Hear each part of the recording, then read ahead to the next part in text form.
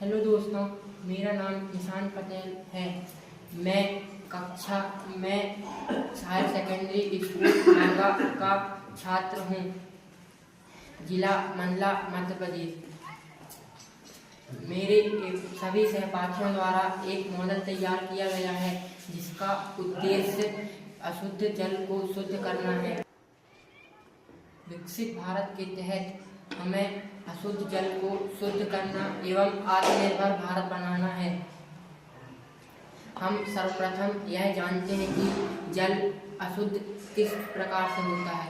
हमारे द्वारा विभिन्न रासायनिक पदार्थों का उपयोग करने से हमारे द्वारा नदी, नालों एवं विभिन्न जल स्रोतों को अशुद्ध करने से इस फैक्ट्रियों के गंदे अपशिष्ट पदार्थों को में छोड़ने से जल अशुद्ध होता है। यह जल अशुद्ध होने के कारण हमारे विभिन्न आसपास के ग्रामवासियों को, मेरे साथ पढ़ रहे सहपाठियों को विभिन्न समस्याओं का सामना करना पड़ रहा है। यह समस्याएं बहुत प्रकार की हो सकती है, जिससे कुछ प्रमुख समस्याएं निम्न हैं। यह समस्याएं हैं उल्टी, दस्त, दमा आदि समस्याएं हैं। इसका असर बच्चों में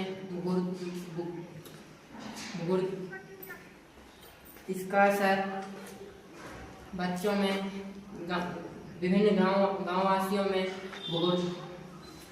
में होता है, जिसके कारण बहुत सी समस्याएं उत्पन्न होती है। हमें इन समस्याओं को दूर करने के लिए शुद्ध जल चाहिए। तो मित्रों, अब हम देखते हैं कि हम जल शुद्ध किस प्रकार करेंगे।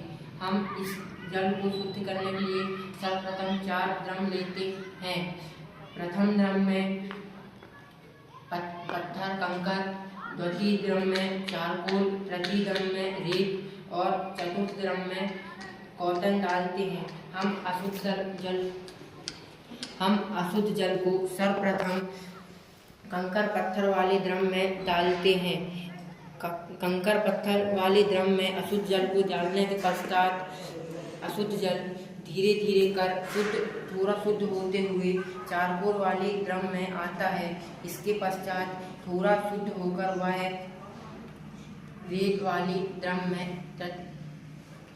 तृतीय ड्रम में आता है, जिसमें की रेत रखी होती है। उसमें आने के बाद विभिन्न रासायनिक अपशिष्टों को इसके द्वारा सोख लिया जाता है। फिर इससे यह कॉटन की ड्रम में आता है।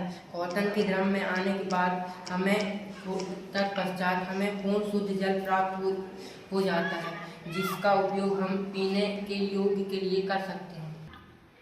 इस प्रकार हम पीने योग्य शुद्ध जल को प्राप्त कर लेते हैं, जिससे हमें जल में उपस्थित अशुद्धियाँ दूर हो जाती है और हम पीने योग्य स्वच्छ जल कम खर्चे में प्राप्त कर सकते हैं। धन्यवाद।